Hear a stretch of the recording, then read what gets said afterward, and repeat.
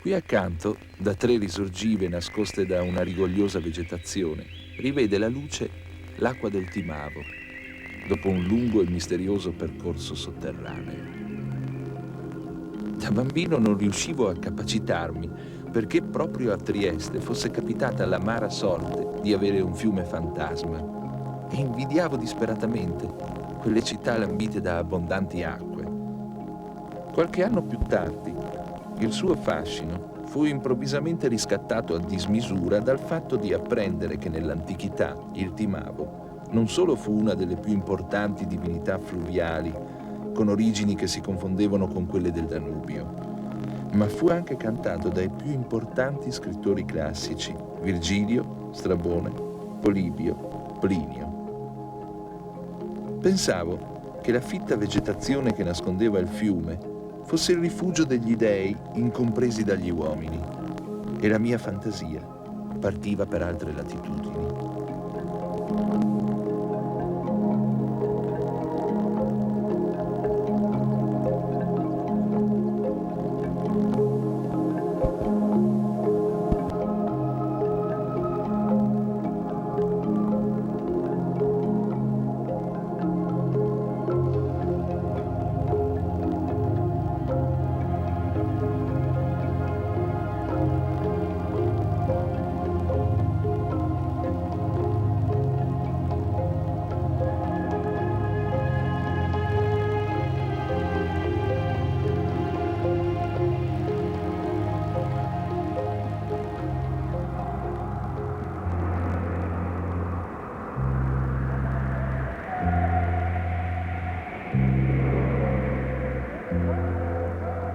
Deo invicto mitre Elius.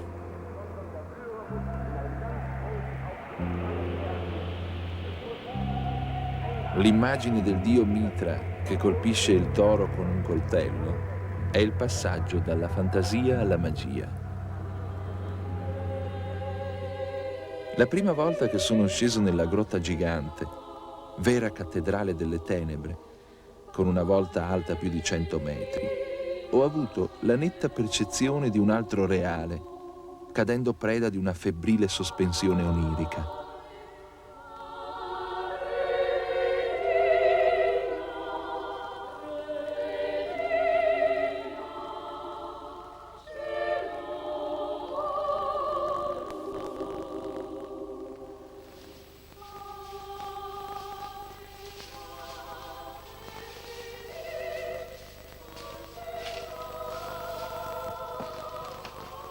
È con Roberto che è nata l'idea di girare questo video.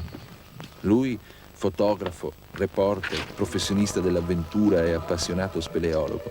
L'avventura che ama di più è quella a pochi passi dalla sua città.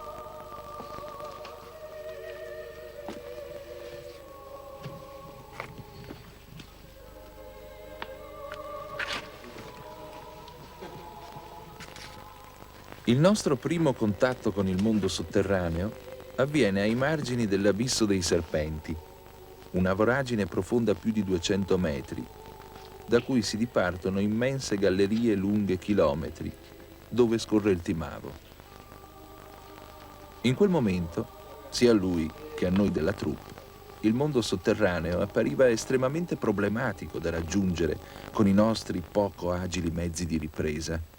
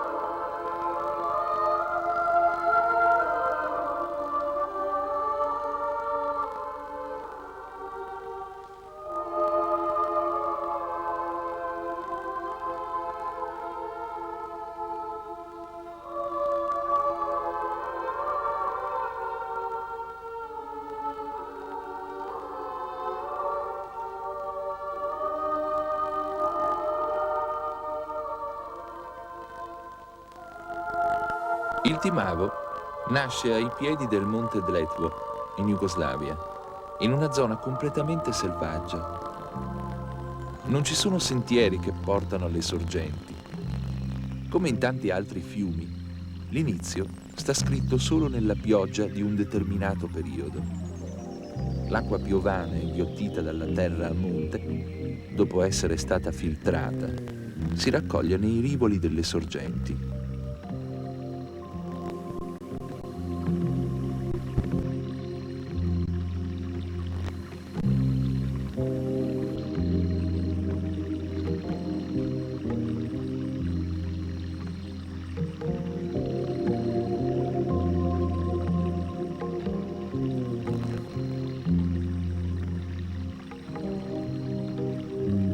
Migliaia di faggi assistono al fluire del fiume ancora ruscello, le cui acque, assai raramente, specchiano un volto umano prima di raggiungere le prime case.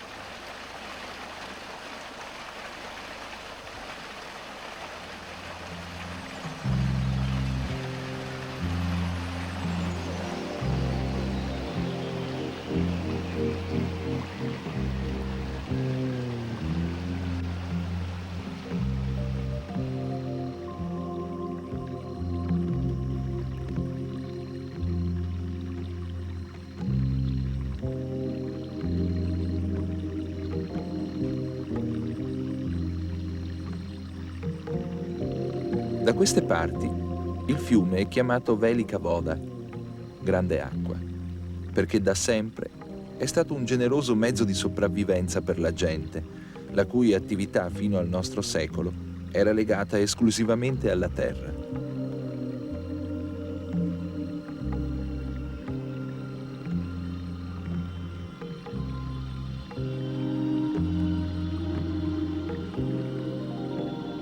Il fiume attraversa la piccola città di Ilirska Bistrica, un centro che sembra ritrovare la propria identità solo nella tradizione, come nel giorno di fiera, il primo giovedì del mese.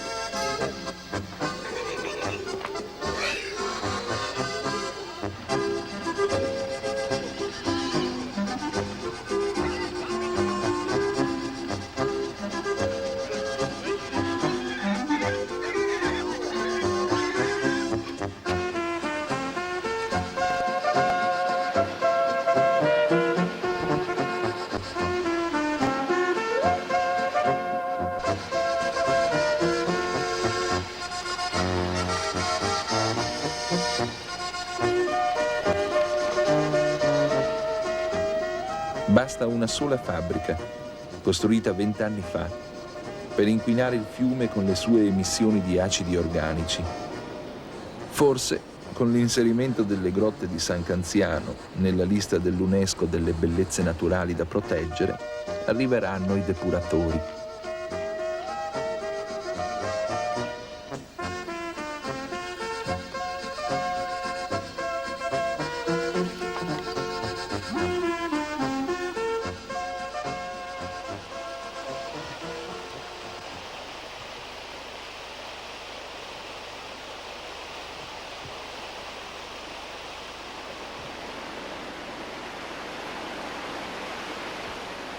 Nel suo tratto superiore, l'antico nome Timavus fu sostituito dalle genti slave con quello di Reka, nome che conserva ancora fino a quando si inabissa nelle grotte di San Canziano. Mulini e segherie ad acqua per generazioni sono state il cardine dell'attività di queste terre, simboli di prosperità, anche se testimoni di un modo di vivere autarchico. Abbandonate da anni, condannate al definitivo degrado, stanno per essere rimosse anche dalla memoria con la scomparsa degli ultimi protagonisti di quella stagione.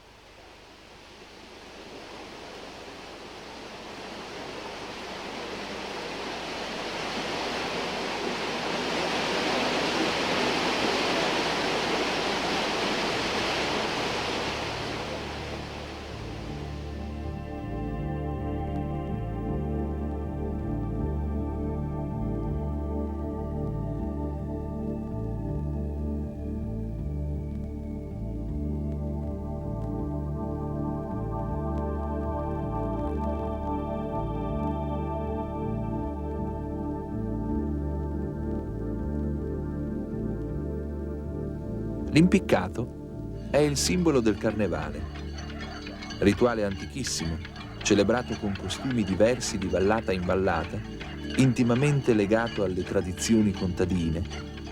Annuncia la primavera con maschere tenebrose che vogliono allontanare le forze demoniache e maschere solari, bene auguranti prosperità.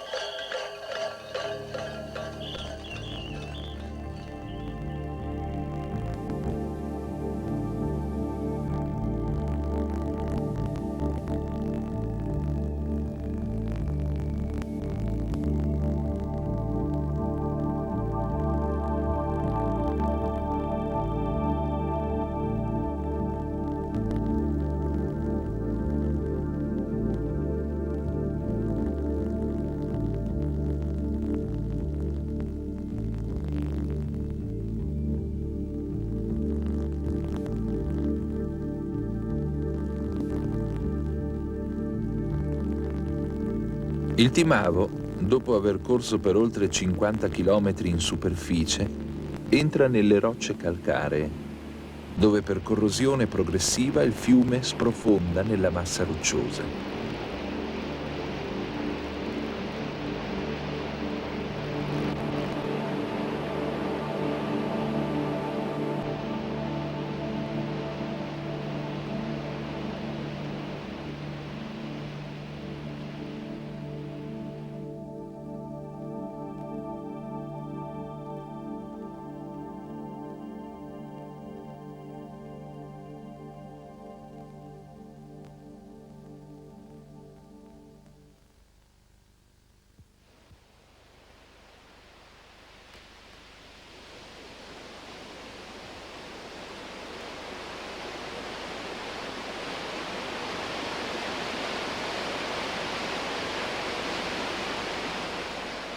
Così, dopo altri 7 chilometri, fluisce in una gola, dove attraverso 2 enormi voragini viene inghiottito nel maestoso complesso ipogeo delle grotte di San Canziano, una meraviglia unica al mondo, che l'acqua ha modellato nei millenni.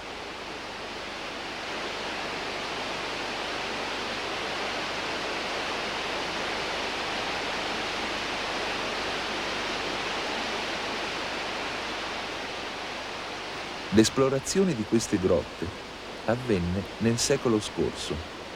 Con gli inadeguati mezzi del tempo e a prezzo di fatiche immani occorsero 16 spedizioni in 7 anni per seguire il fiume a una profondità di 100 metri per quasi 2 chilometri, fino a dove scompare all'indagine diretta.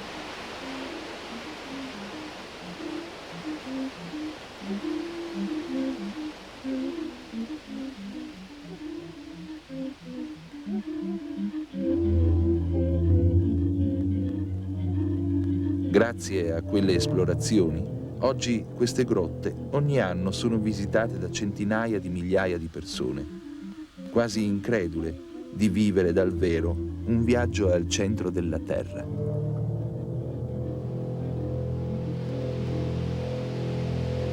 Durante le esplorazioni del secolo scorso venne aperto anche un arditissimo sentiero alto, vera via ferrata sotterranea, per percorrere le pareti della galleria a un'altezza sufficiente per sottrarsi alle improvvise piene del fiume.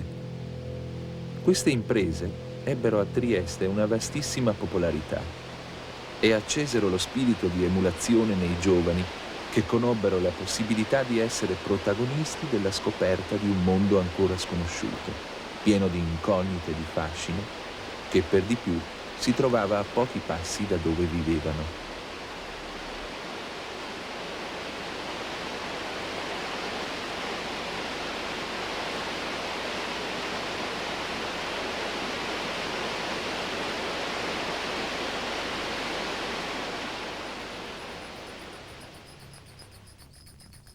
Oggi sono più di 5.000 le grotte esplorate sul Carso e si ritiene che esse siano appena il 10% del complesso delle cavità esistenti all'interno del massiccio roccioso.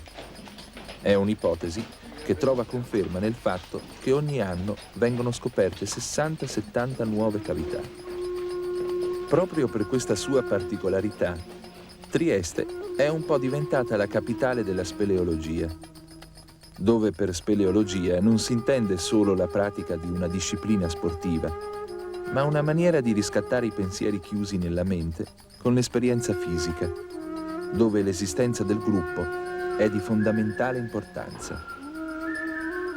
Seguendo Roberto e i suoi amici nella grotta di Vilenizza, possiamo anche intuire qual è il mito estetico che li anima.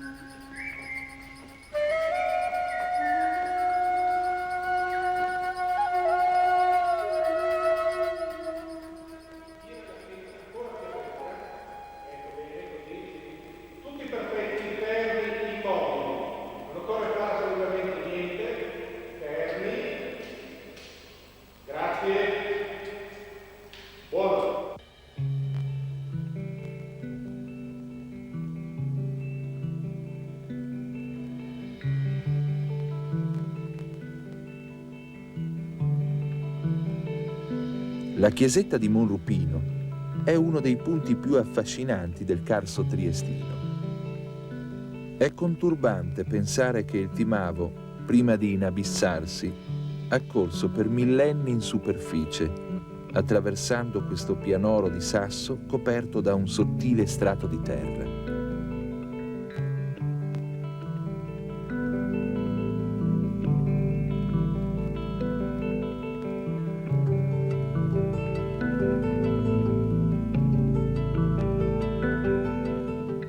La nostra avventura si avvicina all'apice quando arriviamo alla Grotta Noè, alla quale si accede scendendo nel vuoto con una corda per 60 metri.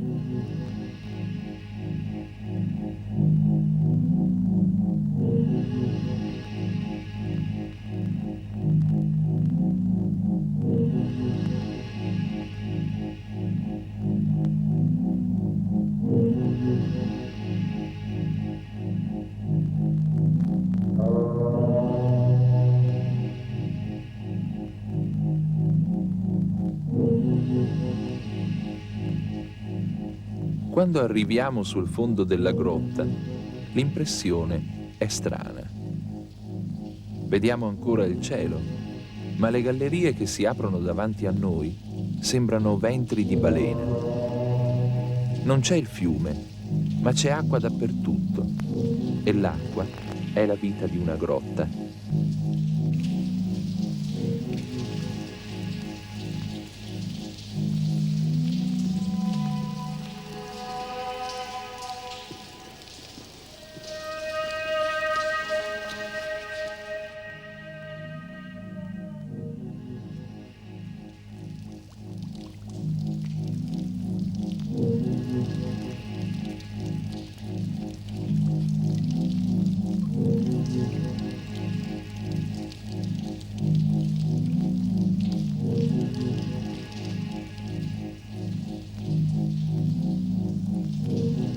Abitante delle grotte carsiche è il proteo, raro anfibio, sprofondato nelle grotte insieme al timavo in era preistorica.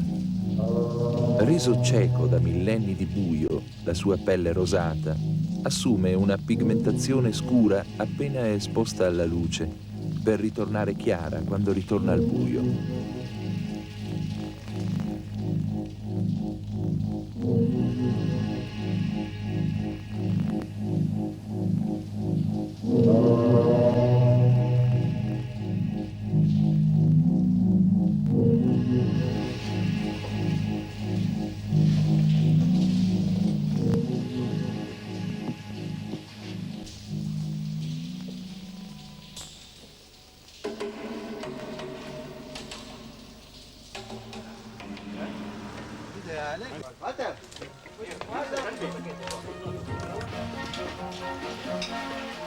Scendere nell'abisso di Trevigiano è un bagno di sudore e di fango, dolore alle braccia e alle gambe. Oltre 1 chilometro di grosso cavo elettrico e 5 quintali di materiale, da trascinare attraverso un'infinita serie di pozzi, larghi meno di 2 metri, per arrivare a 330 metri sottoterra. Abbiamo l'aiuto di una trentina di speleologi che hanno attrezzato i pozzi con scale fisse in ferro per raggiungere più facilmente il fondo e proseguire nell'esplorazione subacquea. Mentre scendo, forse per distrarmi dalla tensione e dal senso di claustrofobia, penso che a differenza degli americani che hanno bisogno di percorrere grandi spazi alla ricerca della loro identità, noi amiamo scendere nelle zone buie di noi stessi alla ricerca di un superiore livello di autoconoscenza. Arrivati sul fondo della grotta, siamo in una caverna enorme, con il fondo ricoperto da dune di sabbia e massi enormi.